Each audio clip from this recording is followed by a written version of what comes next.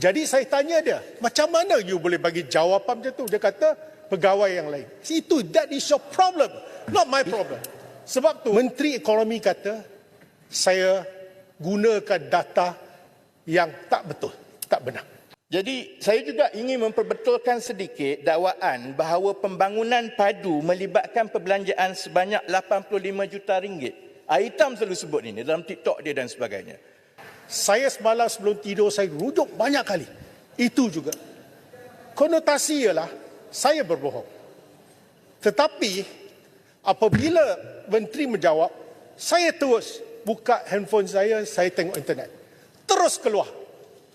Kenyataan ini, angka kos pembangunan padu 85 juta, sebenarnya adalah jawapan Menteri Ekonomi yang berucap semalam kepada Yang Berhormat Ahli Parlimen Rantau Panjang dan salah satu Ahli Parlimen daripada Bakri juga disebut.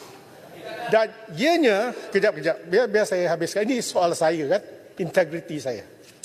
Dan saya terus pergi ke tempat beliau. Saya kata not fair to me. Sebab ini adalah data yang kamu bekalkan kepada Ahli Parlimen dan dipetik oleh seorang insan bernama Wee-Ka Siong, Ahli Parlimen.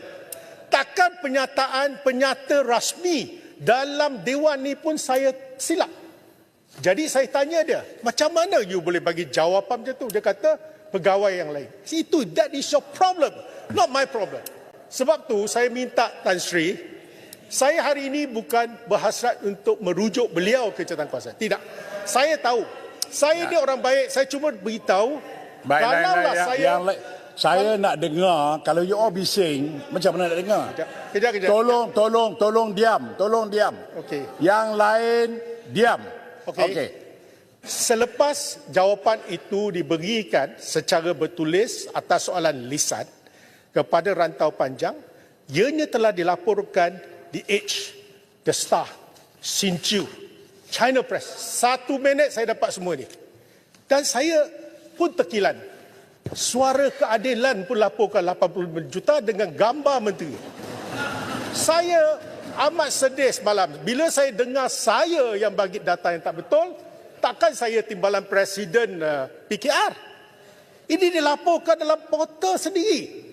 Jadi hari ini, dengan hasrat membersihkan nama saya minta speaker nasihatkan pada menteri, saya bukan nak ungkitkan cari pasal, saya bukan jenis itu. Tapi kerana nama saya, kesucian nama seorang yang jahil seperti Wee-Ka Siong ni, saya pertahankan sampai ke kiamat. Sebab tu saya minta supaya menteri, kalau beliau masih berpegang pada 85 juta sebagai satu angka rasmi, maka kenalah beliau melakukan sesuatu, tarik balik apa yang tuduhan beliau terhadap saya semalam. Kedua, kalau benarlah pegawai bagi tanpa kenyataan, tanpa persetujuan beliau seperti mana dia beritahu saya, dia kena buat penerangan menteri di sini. Beritahu Tan Sri Speaker, jawapan saya kepada siapa-siapa ini sepatutnya diperbetulkan, bukannya 85 juta. Dan pergi balik pun, dosanya tak sepatutnya ditanggung oleh Wee-Ka Siong. Jadi saya minta, dalam kes ni saya tak kira siapalah pembangkang ke kerajaan.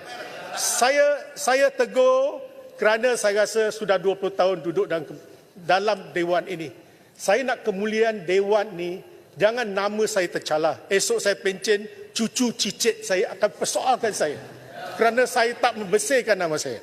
Saya minta Tan Sri Speaker, tolong sebagai orang yang paling dihormati, beritahu menteri ni saya tak boleh buat apa. Saya dah cakap dengan dia pun tak ada tindakan. Saya cuma minta dia melakukan tindakan sama dia buat penerangan di sini atau tarik balik apa yang dia cakap semalam. Itu saja. Dia suruh kita jawab di TikTok. Yalah, kita terpaksa. Apa nak buat? Jadi saya minta Tan Sri, semalam Tan Sri sebagai saksi kejadian, minta Tan Sri gunakan kebijaksanaan untuk berjumpa dengan beliau supaya perkara dapat diselesaikan. Terima kasih.